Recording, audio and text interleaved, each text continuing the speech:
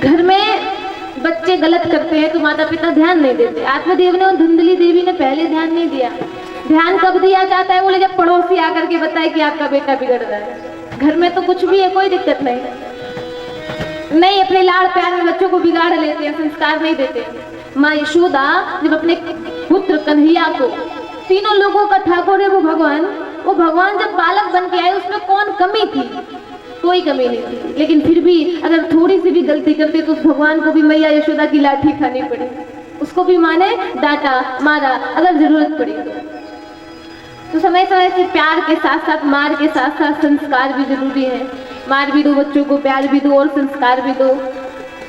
लेकिन धुंधली देवी ने लाड़ प्यार में अपने बच्चे को बिगाड़ दिया। घर में बात नहीं मानता, कोई बात नहीं, सोचते नादान है, छोटा है। लेकिन बाहर के लोग नहीं सोचते कि छोटा है, नादान है, कि इकलौता है, कि अकेला है, कि सबका लाडला है, कि सुप्यार है। बाहर के लोग तो सबसे पहले संस्कार ही देखते हैं।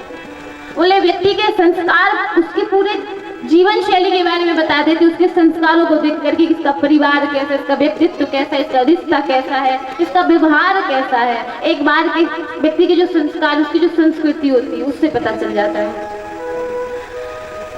तो पड़ोसियों ने आकर के आज जब धुंधकारी के कृत्य, धुंधकारी के कर्म इनकी माँ को बताया कि तुम्हारा बेटा देखो बाहर क्या कर्म कर रहा है,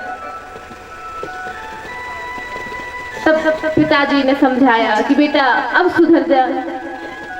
लेकिन अब सुधरे जब बड़ा हो गया। बच्चे कब सुधर सकते हैं? बोले जब छोटे रहते हैं। युवावस्था से पार करने वाला व्यक्ति अब सुधर सकता है। जिसने बचपन से लेके आज तक गलत कार्य किए हो वो अब सुधरेगा। लेकिन इसके पिताजी कह रहे हैं बेटा सुधर जा, अभी भी तेरे पास बहुत जिंदगी है, तू बड़ा हो गया है। बच्चों को संस्कार कब देने चाहिए? बोले जब वो छोटे होते हैं। छोटे जब बच्चे होते हैं तो एकदम कच्चे होते हैं, मन के सच्चे होते हैं। एक मिट्टी जैसे होती है, कच्ची मिट्टी को आप गीला करके उसको जिस आकार में ढालोगे उस आकार में बन जाएगा, उस आकार में जम जाएगा। लेकिन बाद में उसको धूप में रख दीजिए, आग में रख दीजिए, एकदम सूख जाएगा। उसके बाद आप सोचो कि भैया इस मिट्टी से मैंने खिलौना बनाया, खिलौना नहीं मुझे मूर्ति बनानी थी, तो उस मिट्टी को फोड़ के फिर आप खिलौना बनाना चाहो, मूर्ति बनाना चाहो, तो वो मिट्टी कोई काम की नहीं रहेगी, वो मिट नहीं सकती, बदल नहीं सकती। जो आकार उसको दे दिया उसका वही आकार रहेगा। तो उसी तरीके से बच्चे के जब छोटा होते, छोटी अवस्था बच्चों की होती है, वही संस्कार देने योग्य होती है। जब बड़े हो जाते हैं तो एकदम परिपक्व हो जाते हैं। जो संस्कार उनके अंदर भर दिए वही उनके अंदर रहते हैं। तो बोले महाराज अब ये बेटा नहीं सुधर सकता, अब बालक नहीं सुधर सकता। लेकिन पिताजी ने फिर भी कहा बेटा सुधर जा, समाज में मेरी तूने बहुत नाक कटवा दी, बहुत बदनामी मेरी हो चुकी है। तो धुंधकारी ने क्या किया? अपने पिताजी का हाथ पकड़ कर उनको घर से बाहर कर दिया। बोले तुम्हारी नाक कट रही है तो तुम यहाँ रहो ही मत, जाओ यहाँ से गई हो। कहाँ चला जाऊँ? बोले जहाँ इच्छा हो तो जाओ, हमारे घर में तुम्हारे लिए कोई जगह नहीं। और अपने दरवाजे बंद कर लिए। बच्चे जब बड़े हो जाते हैं तो माता पिता की बिल्कुल कदर नहीं करते हैं। तो वही आज धुंधकारी ने किया, अपने पिता को हाथ पकड़ के। अब पिताजी कह रहे बेटा जिस हाथ को तू पकड़ के आज बाहर करता है उसी हाथ को पकड़ के मैंने तुझे चलना सिखाया था। लेकिन कोई बात नहीं, जिस हाथ को पकड़ के आज तू मुझे घर से बाहर निकाल रहा है, सोच यही उंगली पकड़ के पहले तू मेरे साथ में चलता था, मुझे घर से बाहर कर रहा है। एक बार सोच मैंने तुझे कैसे पाला, कैसे बड़ा किया। लेकिन कोई बात उसने नहीं सुनी, दरवाजे बंद कर लिए। रोते धोते आत्मदेव जी महाराज भगवान से कह रहे हैं कि इससे अच्छा तो मैं बिना बच्चों के था, मेरे पास संतान नहीं थी, मैं खुश था। लेकिन आज मुझे घर से मेरे बेटों ने ही बाहर निकाल दिया। इतने में जो गऊ के गर्भ से जन्म लेने वाले गोकर्ण जी महाराज थे, गोकर्ण जी महाराज आए और गोकर्ण जी महाराज ने आकर के बड़ी सुंदर बात बताई। बोले पिताजी ऐसी अवस्था अगर हो जाए कभी के संतान वाले त्याग करने लगे तो उस समय रोने से कोई फायदा नहीं। बोले क्या करें? बड़ी सुंदर ज्ञान की बात बताई। बोले महाराज इस शरीर से ही मोह ममता को त्याग लीजिए। बोले देहस्थी मांस रुधरे भी मतिम त्यजत्व जाया सुता दिशु सदा ममताम विमुंच पश्यामि समजगदिदं क्षणभंग निष्ठ वैराग्य राग रसिको भव भक्ति निष्ठा। बोले महाराज ये देह अस्थि मांस रुधिर है, 4-5 चीजों से बना ये शरीर है। देह है, अस्थि है, मांस है, रुधिर है, इन सब का ढांचा चाहिए। और रही बात परिवार की, तो जाया सुता दिशु सदा ममता विमुंच, इनसे ममता को हटा दीजिए, विमुंच हो जाइए। क्योंकि ये संसार पश्या निसम जगदितम क्षण भंगुर निष्ठ, क्षण भंगुर है, इसलिए रोने धोने से कोई फायदा नहीं। वैराग लीजिए, वैराग राग रसिको, और राग रखो कहाँ? बोले भगवान के चरणों में, भव भक्ति निष्ठ। बोले संसार से वैराग लो और भगवान के चरणों में राग अनुराग लेते हुए आप उनकी भक्ति करिए। तो आत्मदेव जी महाराज अपने बेटे को छोड़ करके वृंदावन में आए। ऋषि भागवत की जिसकी कथा हम राम श्रवण कर रहे हैं, इसी भागवत की शरण में आकर के 10वें स्कंद का पाठ करते हुए साक्षात परमात्मा को प्राप्त कर लिया। पिताजी तो गए, अब बेटा को सुधारने वाला कोई नहीं था। माता बिचारी कभी कैसे कहती, बेटा तू गलत काम मत कर, गलत काम मत कर, लेकिन माता पिता की सुनता कौन है? नहीं सुना, माँ को ही मारने लगा। तो माँ ने सोचा कि बेटा के हाथ से मैं रोज मार खाऊं, इससे अच्छा है कि एक बार मर जाऊं, बार बार मरने से अच्छा है कि एक बार मरूं। तो गई और कुएं में कूद करके आत्महत्या कर ली, मर गई जा करके। तो बेटा और निश्चिंत हो गया, बोले महाराज माता भी नहीं रहे, पिता भी नहीं रहे, अब तो मौज करेंगे। तो जितने बुरे कार्य थे, सारे बुरे कार्यों को ये करने लगा। लेकिन अति का एक ना एक दिन अंत होता है, समय इसका भी आया, काल का चक्र आगे बढ़ा। इसका जब अंत समय आया तो बड़ी दुर्दशा हुई इसकी, बड़ी बेकार मौत हुई। एक बार इनकी 5 पत्नियां थी, पांचों ने कहा कि आप जाइए कहीं से चोरी करके बड़ा धन लेकर के आइए। तो आज धुंधकारी ने शराब के नशे में एक राजा के यहाँ पे चोरी की, और जाकर के जब राजा के यहाँ पे चोरी की तो बड़ा धन कमा के लेके आया, सारा उन 5 पत्नियों को, अपनी जो वेश्या थी उनको दे दिया। पांचों धन पा करके सोचने लगी महाराज अब इसको जान से मार दो तभी उचित है। जो इसकी पत्नियां थी जिनके साथ विवाह किया था, उन 5 वेश्याओं ने सोचा कि इसको मार देते जान से।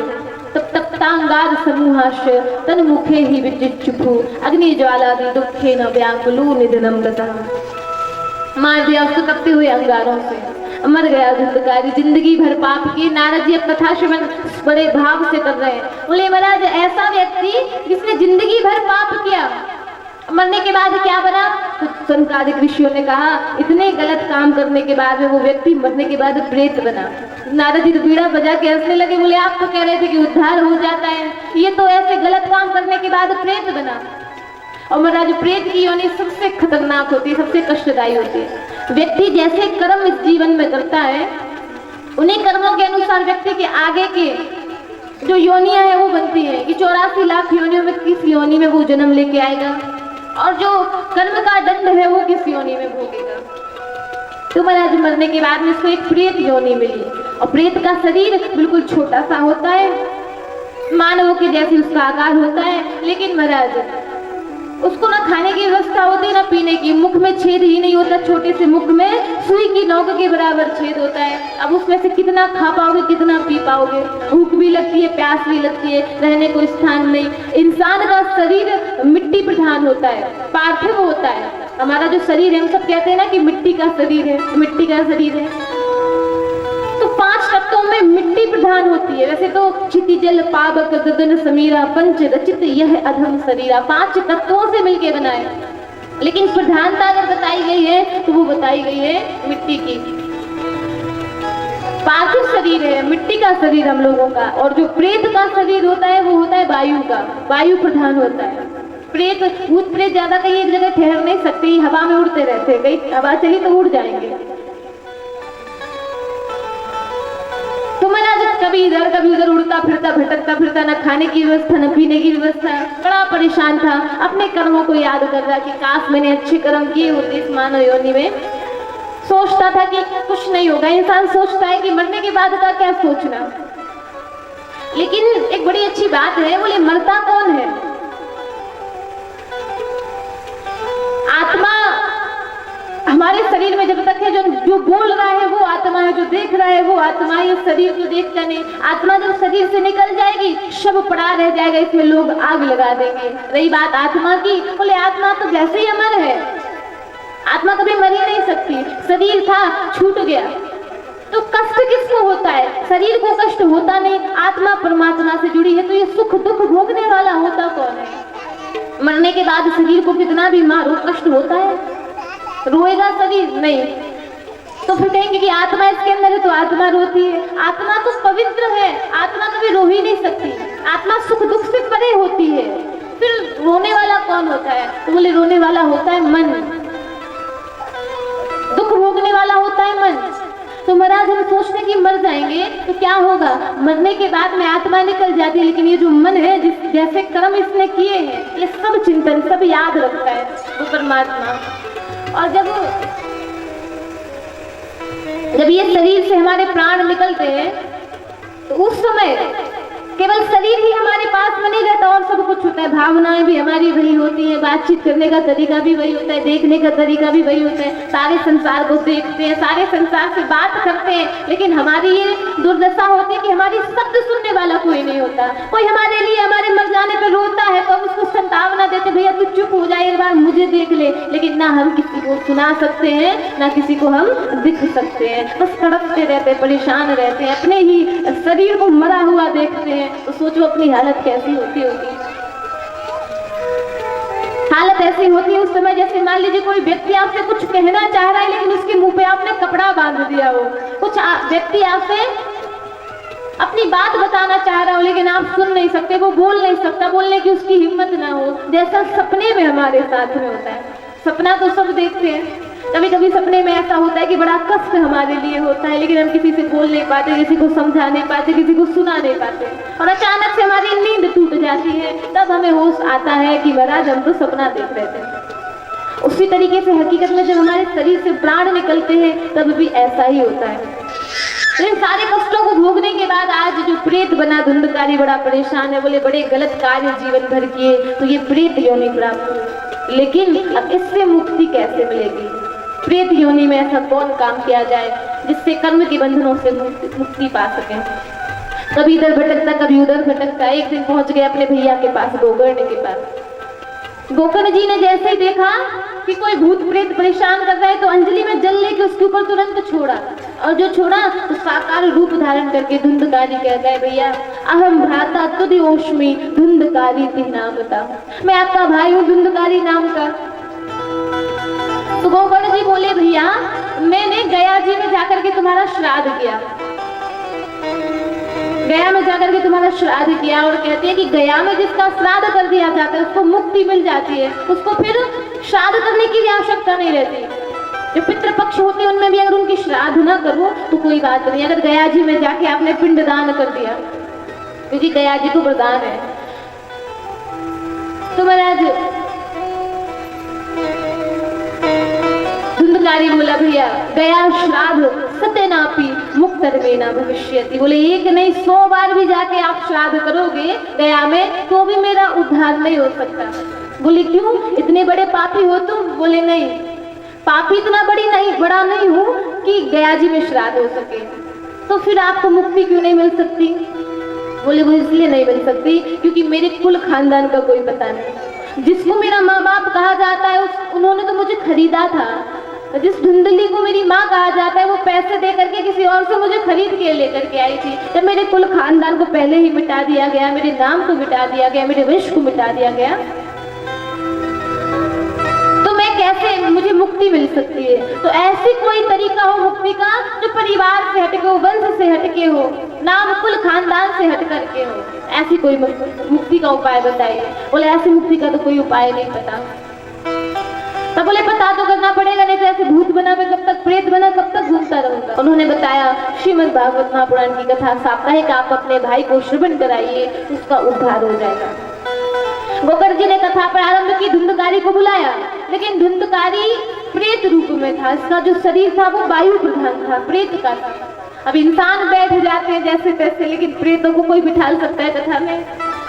अब इंसान ही नहीं बैठ पाते, मिट्टी के हैं, हिलते नहीं, हवा में उड़ते नहीं, लेकिन फिर भी इनको बैठने में बड़ी तकलीफ होती है। घड़ी देखेंगे 1 घंटे में 10 बार, कब कथा का समय पूरा हो, कब कथा का समय पूरा हो, कब उठे यहाँ से। पर वो तो प्रेत था, वो कैसे कथा सुनेगा? तब एक बांस बुलवाया गया 7 गांठ का, उसमें छिद्र था, उसमें जो छिद्र था कहा उससे जाकर के तू इसमें बैठ जा। तो धुंधकारी जो था उस बांस के अंदर बैठ गया। लेकिन बैठा ऐसा महाराज कि बांस के अंदर बैठने के बाद भी 7 दिन की कथा बड़े भाव से उसने श्रवण की। और एक एक दिन की कथा श्रवण करने के बाद में जैसे कथा पूर्ण हो जाती, बीच में जो समय बचता वो बांस में से निकल के भागता नहीं, उसमें ही बैठा रहता और चिंतन करता, मनन करता, स्मरण करता, उसी का ध्यान करता। एक एक दिन करके 7 दिन की कथा जैसे पूरी होती, एक एक दिन के बाद में एक एक ग्रंथि भी उस बांस की टूटती जाती। 7 दिन जैसी हुई, 7 ग्रंथियां उसकी टूटी। वो बांस बीच में से फटता हुआ दोनों तरफ 2 भाग हो गए, दोनों तरफ गिर गया और बीच में से दिव्य रूप धरो जातस तुलसी दाम पंडिता, बड़े सुंदर रूप में एक व्यक्ति प्रकट हुआ। गोकर्ण जी ने सोचा कथा मैंने सुनाई, इतने जल्दी देवता भी आ गए, इतनी अच्छी कथा है। तो हाथ जोड़ के बोला, भैया मैं कोई देवता नहीं, लेकिन रूप तो तुम्हारा देवताओं जैसा लगता है। बोले, अहम भ्राता तुद्योष्मि, मैं तो आपका भाई हूँ धुंधकारी नाम का। तो तुम प्रेत थे, ये सुंदर रूप तुम्हें कहाँ से प्राप्त हुआ? बोले, धन्य भागवती भारता प्रेत पीड़ा विनाशिनी। ये तो इस भागवत की धन्यता है जिसने एक प्रेत की पीड़ा को भी एक वास्तविक दिव्य रूप में परिवर्तित कर दिया। मैं तो एक प्रेत था, लेकिन 7 दिन तक कथा सुनने के बाद में मुझे ऐसी मुक्ति मिली कि साक्षात दिव्य रूप प्रकट हो गया, प्राप्त हो गया। बात ही चल रही थी कि अचानक से देवताओं का विमान आ गया, ले जाने लगे इसको। तो सारे लोगों ने कहा, भैया कथा इतने सारे लोग सुन रहे हैं, विमान केवल एक के लिए क्यों आया? सब कथा सुन रहे हैं, सबने कथा सुनी, कथा कहने वाला व्यक्ति एक ही है और कथा पूरे नियम से हुई है। तो कथा जब छूटी नहीं, चूकी नहीं, कोई गलती नहीं हुई, तो फिर एक व्यक्ति के लिए क्यों विमान आया? जितने बैठे हैं सबके लिए आना चाहिए। तो बड़ी सुंदर बात बताए, बोले कथा व्यक्ति जिस हिसाब से श्रवण करता है उसको फल उसी तरीके से मिलता है। जिस तरीके से एक विद्यालय में एक शिक्षक 100 विद्यार्थियों को पढ़ाता है, लेकिन 100 में से कुछ ऐसे होते हैं जो होशियार होते हैं, कुछ ऐसे होते हैं जो 1 नंबर के गधे होते हैं, कुछ ऐसे होते हैं जो टॉप कर जाते हैं, कुछ ऐसे होते हैं कि 5वीं को 5 बार में भी पास नहीं कर पाते हैं। पढ़ाने वाला तो एक ही रहता है, समय भी एक ही रहता है, लेकिन दोनों की अवस्था अलग अलग है। एक ऐसा है जो बिल्कुल भी नहीं पढ़ पा रहा है और एक ऐसा है जो बहुत अच्छे तरीके से पढ़ाई कर रहा है। तो इसमें गलती पढ़ाने वाले की नहीं थी, गलती तो पढ़ने वाले की है कि किस भाव से उसने उसको श्रवण किया।